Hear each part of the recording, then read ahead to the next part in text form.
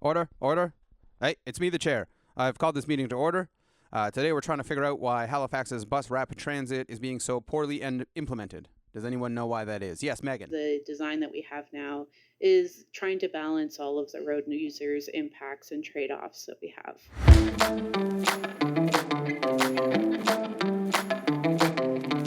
Hello and welcome to the Grand Parade Podcast. I'm your host, City Hall reporter and editor of the Grand Parade newspaper, Matt Stickland. Before we get to council news, which was dominated by the slow rollout of Halifax's bus rapid transit, I am happy to report that even though things have not gone according to plan, I do believe still on Monday, May 5th, will be the first issue of the Grand Parade newspaper, which will be available at newsstands over at Atlantic News, which is at the corner of Queen and Morris. Some of you have gone early already, and I appreciate the enthusiasm. However, not until May 5th will a paper copy be there. Hopefully, knock on wood. We'll see how it goes. Anyways, on May 5th, when the paper copy of the newspaper hits newsstands, a digital copy that you can print at home will hit your inbox so that you can do the crossword with a pen and paper. And if you're a small business owner thinking to yourself, hey, wait a second, if this paper can be printed at my home, could I print it at my store and become a distributor of this paper and support local journalism and make a little bit of money while making my community stronger? And the answer is yes, you totally can. Send me an email, matt@grandparade.news, if you want more details about how you can be a distributor of the Grand Parade newspaper. Now, on to council news. On Tuesday, April 22nd, the Halifax and West Community Council met for a 9-minute virtual meeting about the heritage property at 10 Kirk Road, which will now get a public hearing thanks to this 9-minute meeting. For City Hall superfans, you may remember 10 Kirk Road from the time Councillor Patty Spanner's Cuddle got her nickname. This was covered in a previous episode of Grand Parade, but 10 Kirk Road has a path on it that's important for local connectivity. Even so, the city has no formal legal mechanism to ensure that the developer keeps the path open and connected as they redevelop the heritage property. The city has a similar issue with the Silver Sands Beach in Eastern Passage and with a recent Supreme Court decision about the Birch Cove Blue Mountain Wilderness area. And a few months ago, Cuddle appeared to delay the Kirk Road heritage development when she asked for a staff report to find out if the Supreme Court decision about Birch Cove will affect the Kirk Path heritage development plan. It might. We'll find out when that staff report comes back. And, unfortunately, the meeting where Cleary called Cuddle a spanner happened during the dark times when the city stopped streaming council meetings to YouTube for a few months as they switched the city's back-end software, so you'll have to put your point of order popcorn away. And technically it was a point of privilege anyway. It was actually quite funny, and you're not going to hear it, so sorry. Anyways, Wednesday, April 23rd, the advisory committees for grants and heritage met for routine meetings. The grants committee gave out grants to museums for the next year and special events for the next 3.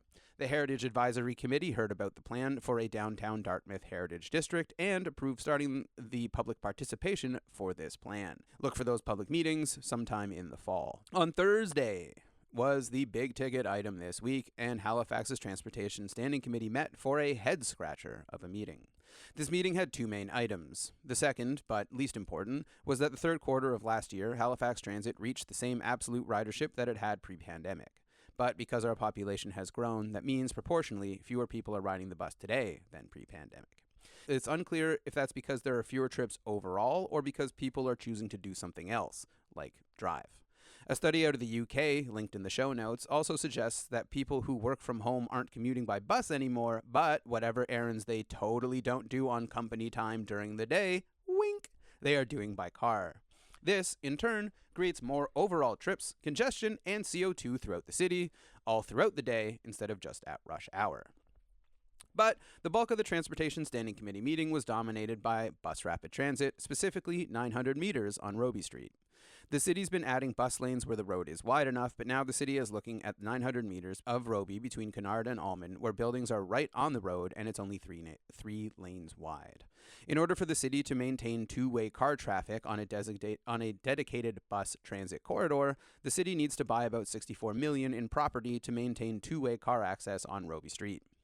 The debate started off on a slightly humorous note when Councillor Patty Cuddle asked if this report had a presentation, saying that, is there any way to get a presentation of this? I just think we have a number of people here today that aren't on TSC specifically for this item. I believe they were there was an invitation that went out to people to attend today for this information report. So if there's a presentation, I think that would be valuable. To which chair of the meeting, Sam Austin, told everyone that they had been invited and the reports in the agenda were publicly available, reminding everyone that even if you are just auditing a class, you still have to do the homework in order for the lesson to make sense. And before we dive too deep into Halifax's bus rapid transit policy, I just want to say for the next few minutes of this show are not going to go well for Halifax's Manager of Transportation Planning, Mike Connors, or really any of the Department of Public Works' staff.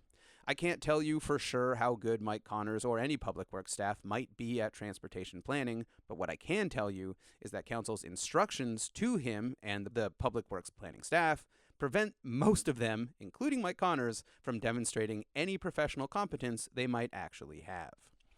The problem at issue is best highlighted by 2 questions from this meeting and a brief field trip to January's debate about the Windsor Street Exchange. Up first was Councillor Patty Cuddle, who wanted to know about the cost-benefit analysis of widening Roby Street for car traffic on a bus rapid transit priority corridor.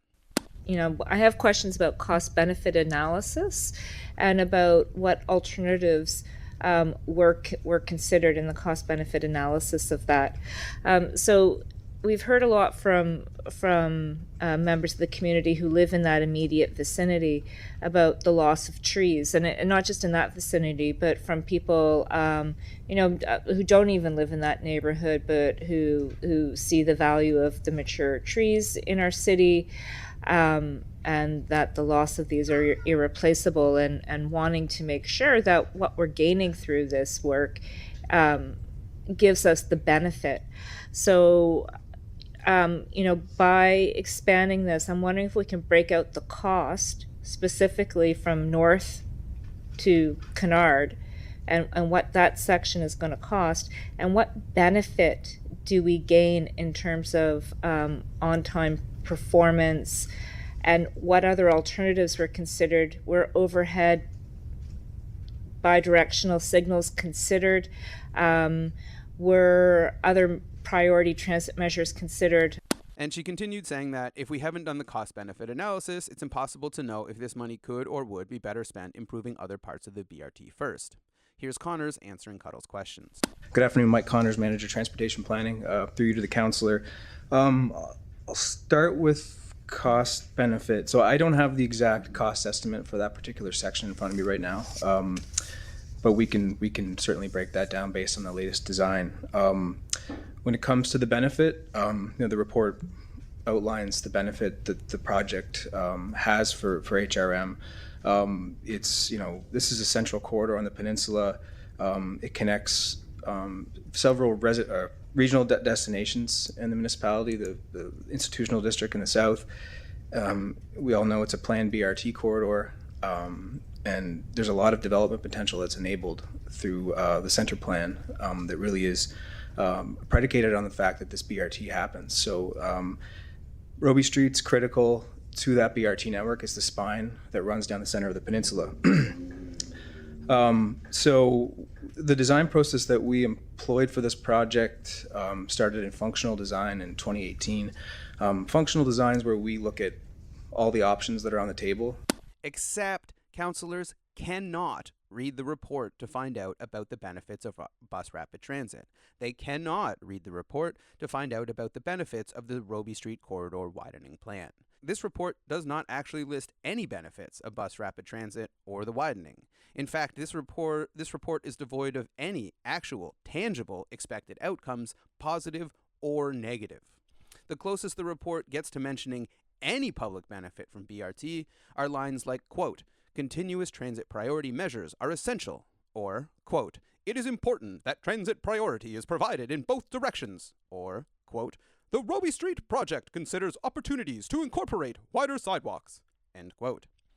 The only time the word benefit is in the report at all is in a paragraph stating the city can buy land for municipal benefit. Boo! In a report that lists exactly 0 planned benefits and no tangible targets to measure any progress towards any potential benefit. Sorry, I keep saying benefit, not benefits.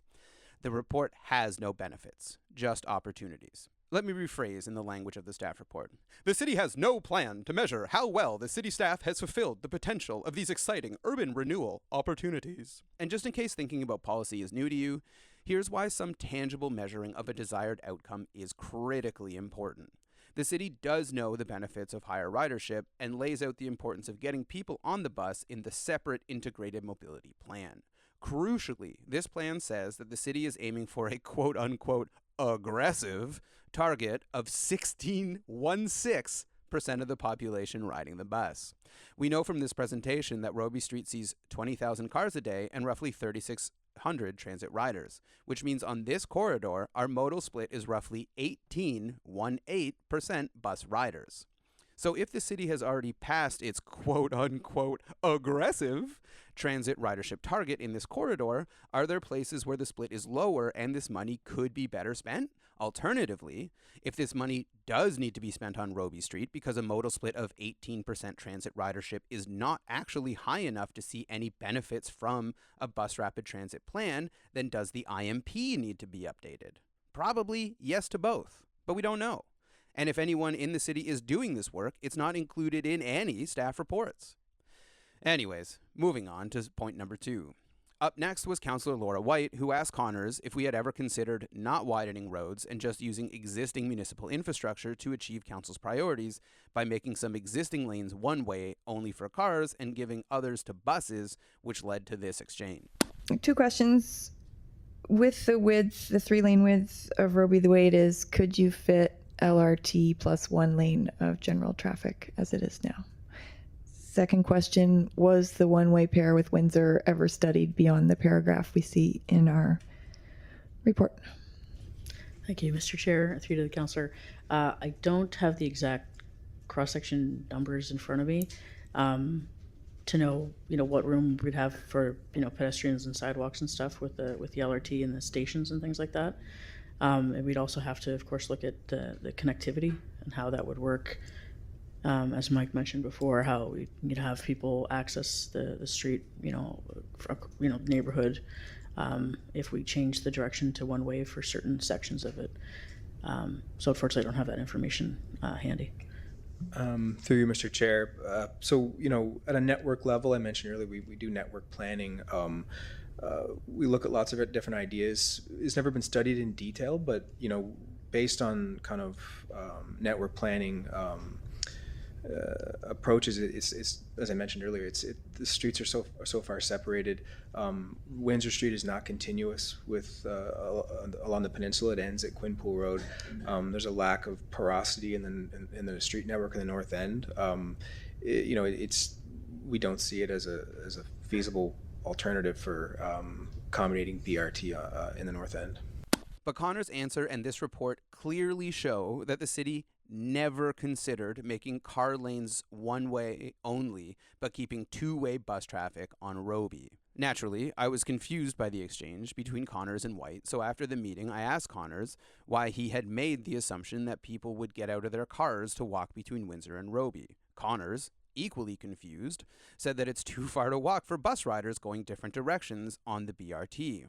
Now that I understood the source of the confusion, I wondered if staff had ever considered just making car lanes one way and making cars take a detour because, quote, they have engines and shit, end quote. To which Connors chuckled and mentioned something about considerations and or implications. This council has just finished a budget season where even though councillors disagreed on how, everyone agreed that the city needs to be controlling municipal spending because the city itself is having an affordability crisis that was absolutely exacerbated by the leadership of a former mayor. But more on that story in a future issue of the newspaper. One of council's main priorities for more than a decade has been extreme frugality. For example, we pretend paint and flex posts are magic instead of paying for concrete to protect bike riders to save hundreds of dollars on infrastructure money. But meanwhile, the city is dropping $150 million to widen Robie Street, even though we may be able to make do with the infrastructure we already have. And to be clear, I am not trying to say that removing one direction of car traffic on Robie Street would not have massive implications and trade-offs throughout the entire transportation network in the city as a whole.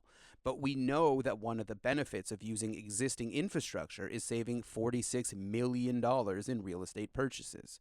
Maybe, when city staff game it out, inconveniencing drivers by 30 seconds on Roby Street might be worth it to council to save $46 million.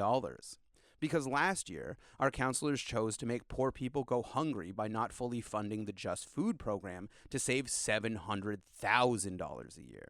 This council this year almost did the same again in a vote of 8-8. If our council is more than willing to make the poorest people in Halifax go hungry to save $700,000, then who knows what these cheap bastards might be capable of with $46 million in savings on the line. They might even be willing to slow drivers down a whole minute, and we all know that's way worse than making poor people go hungry. But alas, it wasn't meant to be. Staff just weren't interested in giving councillors the exciting opportunity to consider saving $50 million of taxpayer money. And finally, for this portion of the episode, we're going on a field trip. We are time traveling back to January of this year, when Councillor Sam Austin was pressing transportation planner Megan Sorokum about bus rapid transit in the Windsor Street Exchange. What we have is a project that has grown 5 times the cost to us from where it started. Our proportion of this has increased significantly.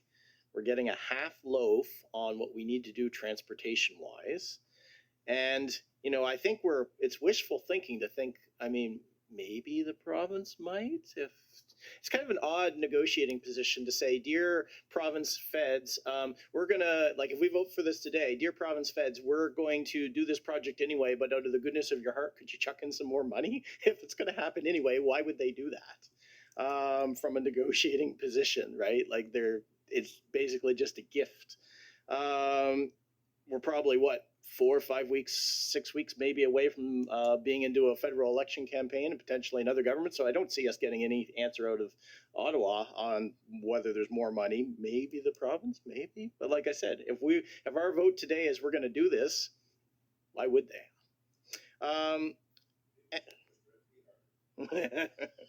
Yeah, and then we've got construction this summer, right? So I don't know. I feel like this is. There's a lot of complexity to this, but fundamentally, this is just a no-go. Do you want to go with this now or not? Right? Really, that's where we are. And it's disturbing to me. The piece that I just feel so blind on is I don't know if this is a good investment of money for what we need to do in terms of sustainable transportation and moving mode share, because we haven't done the work. We know this is a lot of money, but is this the thing that will move the needle most on transit that we could be spending money on? We don't have those answers, right? This whole thing has kind of been predicated on going after this grant for moving goods, which I was on board with back when our share was $10 million, but I don't think it really lines up anymore. So I'm just not seeing it. I personally think we should shelve this and continue to work on the design and reapply a few years down the line with whatever federal, provincial opportunities come up. Because, I don't think we're ready. We don't have the work done. And I think we're chasing dollars that aren't aligned with what we actually need to be doing. I did have 2 final questions. Maybe there'll be something there that'll change my mind, but induced demand. I would like an explanation of what work actually went into this, because we do all sorts of traffic modeling and that all the time, and that section was almost nothing. And there's all sorts of calculators online from other transit agencies that do run calculations of what induced demand, increasing road capacity, will mean in terms of spurring more car traffic. So that's one. And then the other question I had, if we were going back to the beginning and saying, we want transit lanes on this, and we were not trying to shoehorn ourselves into a federal moving goods program, could we put transit priority into this area for much less cost, with accepting that there could be impacts on vehicle traffic? If we were willing to say transit is our number 1 priority, do we need to spend $60 million to achieve that? Thank you. Through you, Mayor, to the councillor, I'll answer your second question first, and then I'll let Adam answer your question around induced demand. If we were to focus on transit dedicated transit lanes, it would look similar to the options that were presented in the report, widening or reallocation. We've laid out, what are the implications of widening. One of the implications of reallocation, I'm not sure if we've touched on, is how that would impact vehicles or transit vehicles getting to the Windsor Street Exchange. If we reallocate lanes through the Windsor Street Exchange, they would be caught in the congestion that we would see along Bedford Highway, Joseph Howe Drive, and other areas. So we would have to look at a network-wide opportunity, or network-wide evaluation of reallocating lanes along the Bedford Highway, Joseph Howe, other corridors where there isn't space to widen currently, but that would possibly come as a larger look. So those would be the opportunities. We've looked at a lot of different options. I would say I sat through the value engineering study. The focus was less on how do trucks get to the port and how do we make it better for all road users. That is an important component because of the funding we're receiving, but really the design that we have now is trying to balance all of the road users' impacts and trade-offs that we have. And again, I really must stress that staff are probably not incompetent people. I've read that 100-page value engineering report Sorokum referenced. The value engineering study doesn't actually consider real modal shift options because that would require knowing how the Windsor Street Exchange fits into the larger transit network plan, which, Sorokum said, is work that has not yet started yet, never mind being finished. But the math city staff do in their value engineering studies to prove their assumptions correct is very complex, and that math cannot be done by stupid people. And even if they are faking the math, such an intricate forgery would still require a very high baseline level of competence. However, the city has been working on the Windsor Street Exchange and Roby Street Rapid Transit Corridor simultaneously for over 6 years. Both of these projects are integral pieces of Halifax's desperately needed bus rapid transit system. Will they fit together? We have no idea. Because one of those important connections staff still haven't looked into in the Windsor Street Exchange is how Roby will feed into it. And if you don't believe me, go take a look at the first design of the Windsor Street Exchange and come up with a different, rational explanation for why the only planned transit priority lane is inbound from Joseph Howe Drive. So how on earth are staff telling council that they really are prioritizing transit? Especially when you consider that we are spending $150 million to widen Roby Street just to make sure car traffic doesn't lose any capacity. And we're also spending $150 million to redesign the Windsor Street Exchange in a way that makes Roby's transit corridor functionally useless. So how is widening Roby Street for cars just so buses can get stuck at a poorly planned Windsor Street Exchange making Roby a transit street priority corridor? It's not. So how much of this $300 million in taxpayer money being funneled into Halifax's transit backbone, this critical transit priority corridor, is being spent on making bus rapid transit better? None of it. None of this $300 million in spending is going to make BRT better. It will, however, ensure that buses get stuck at the Windsor Street Exchange more efficiently, and, thanks to the added car lanes on Roby Street, staff are ensuring that there will always be congestion to delay Halifax's bus rapid transit at the Windsor Street Exchange. So, if we make the assumption that city staffers with advanced education and specialized skills are not incompetent, then what explains the incompetence in implementing the bus rapid transit plan? And if staff have to do what council tells them to do, what can possibly be producing these outcomes? The problem, on top of it being council's fault like it always is structural within our bureaucracy, and it's twofold. And on this front, there is some good news. One part of the issue with Halifax's major projects has historically been that they have been headed up by the Department of Public Works. As the director of the department, Lucas Pitts, explained during budget season this year, his department's primary focus is year-to-year operational stuff. They're an operational business unit, after all. This long-term planning stuff is kind of outside their wheelhouse because they're primarily designers and builders, not long-term planners.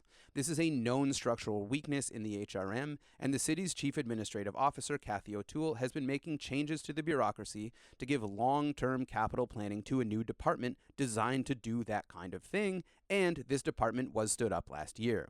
Unless this new department has almost finished, or at the very least started planning what exactly bus rapid transit needs to be to succeed in Halifax on a network level and just haven't told anyone about it yet, that's about it for the good news on bus rapid transit. The other issue, the one that is squarely at the feet of council, is that the bus rapid transit strategy itself is hot garbage in the part where it gives instructions to staff on how to complete bus rapid transit. Step 1 is, quote, secure the necessary resources and funding from key partners to implement the strategy, end quote. What this means in practice is outcomes like the Windsor Street Exchange. Before the city considers doing any transit planning, it must first go and get money. The federal government has our income tax money, and they were willing to spend it to improve the Windsor Street Exchange, but they wanted that money to be spent on improving truck traffic. This council has power over how to spend our property tax money, and they wanted to spend it on improving transit.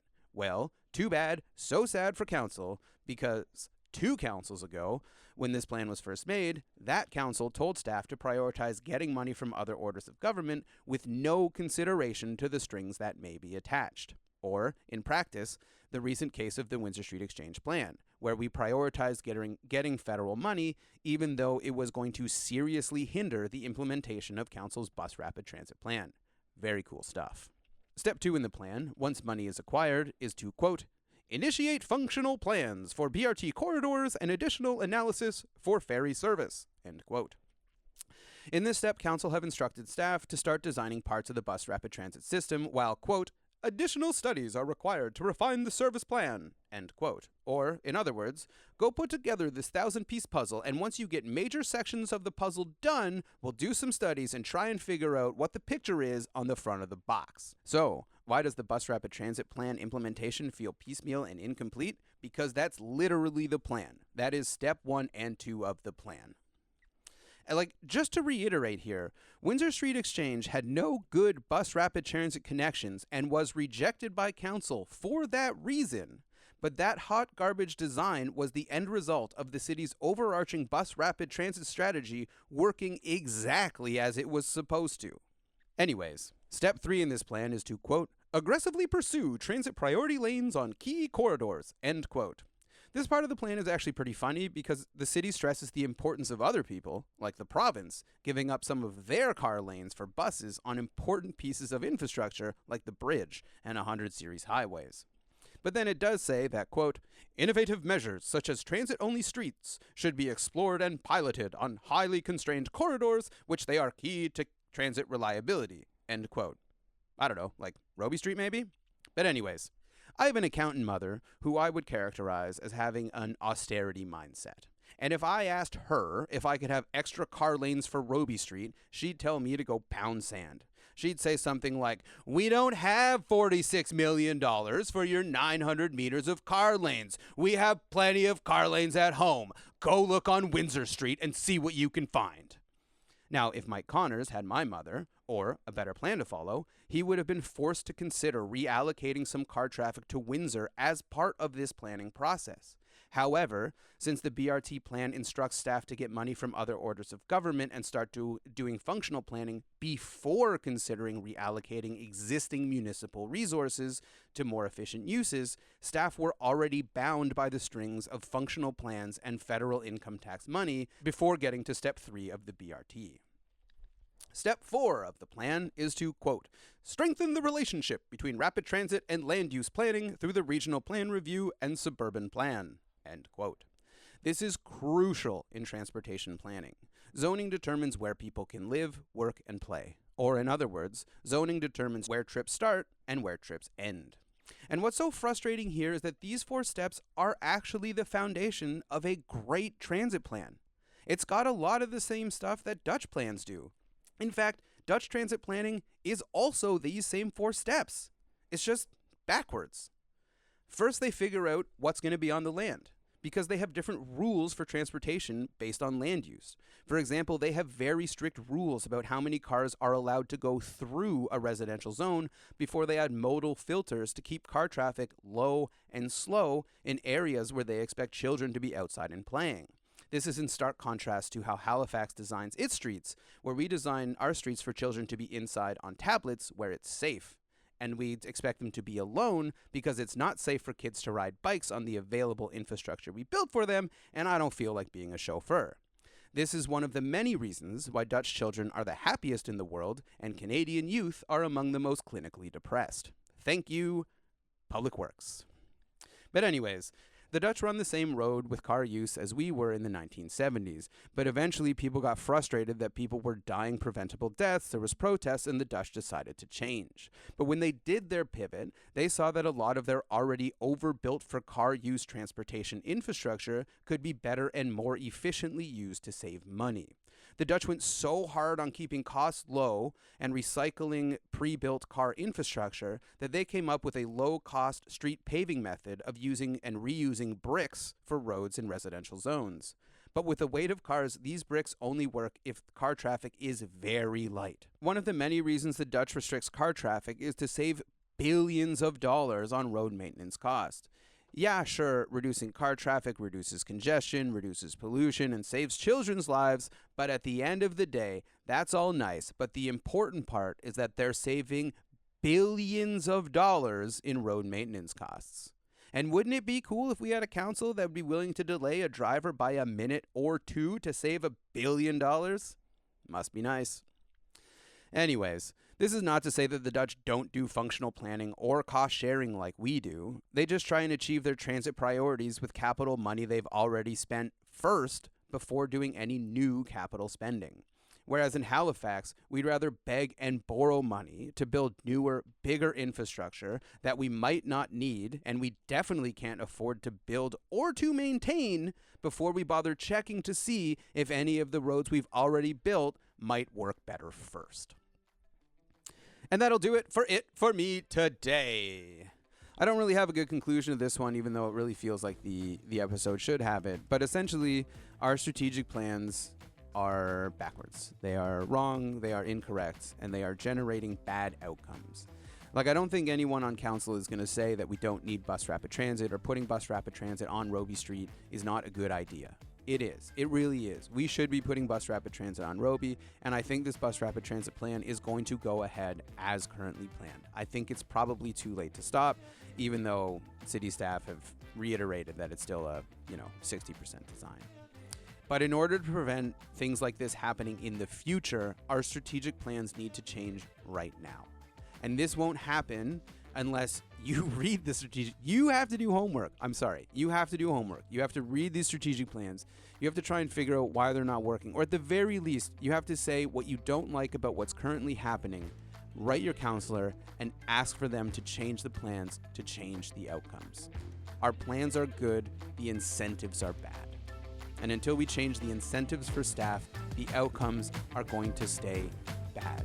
They're going to stay piecemeal, and they're going to stay incomplete.